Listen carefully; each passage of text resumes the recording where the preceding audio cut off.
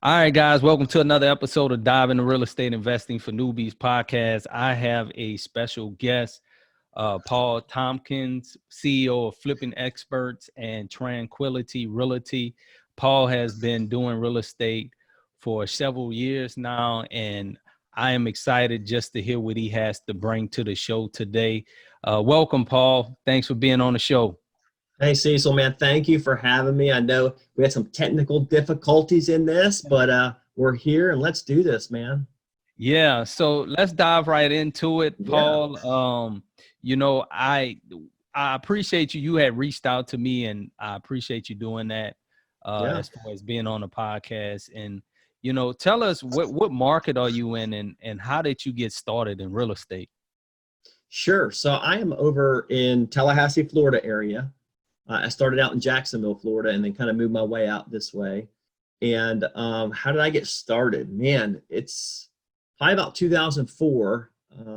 I was a state trooper here in Florida, and man, I loved it. It's something had always wanted to do my whole life. And I went to go sign up to be a trooper when I was 18, and they said, "You're too young.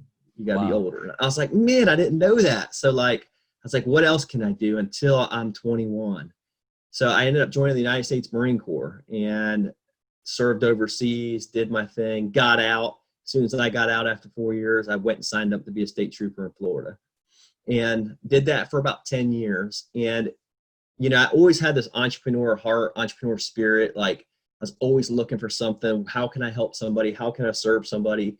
How can I make money while I'm sleeping? Right? We're all entrepreneurs. Like that's Right. the holy grail. Like, how do I make money while I'm sleeping? And as being a state trooper, you're making about $36,600 a year when I started. And that's just not enough to live on. You have a family, you have a wife, you have a kid.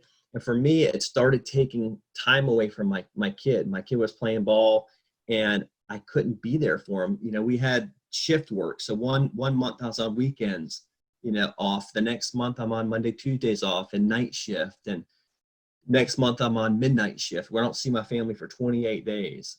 And Wow. I said, you know what? It's just not worth it. I was getting shot at. I was in chases all the time and I loved it. That was awesome. It was fun. Like they Right. gave me a gun and a fast car. They're like, go do your thing. You're like, let's catch bad guys. I was like, this is awesome. But like after 10 years, you start going, Right. what am I really doing? I was created to do something more than just this. And I felt it in my spirit. I was like, man, there's something else out there for me. And I started researching it and I started looking at different things like, where do most millionaires and billionaires have money, right? If you want wealth and you want income, look at people who have it and then model what they did or see where they invested, see where they, and it just kept popping up real estate. Right. And I'm like, Right. okay, I don't need to go to college to figure out real estate is where it's at. So, and for me, I already liked real estate. It was kind of already like kind of second nature to me. I love different things about real estate and I just dove in, man. I took both feet. I jumped right in but I still stayed a state trooper. So it was pretty cool. I'm driving around all day, right? As a state trooper. I'm Right. going, ooh, what's that over there? Oh, is Yeah. that a vacant house over there? So it was already, I was doing two things at once, so to speak, but I just got really passionate about it. And I bought my first house and renovated it myself and saw the amount of time and energy it took to do that. Right. And I couldn't move as fast as I was ready for the second and the third one already. But if I was doing the work on the first one, it was just taking up so much of my time.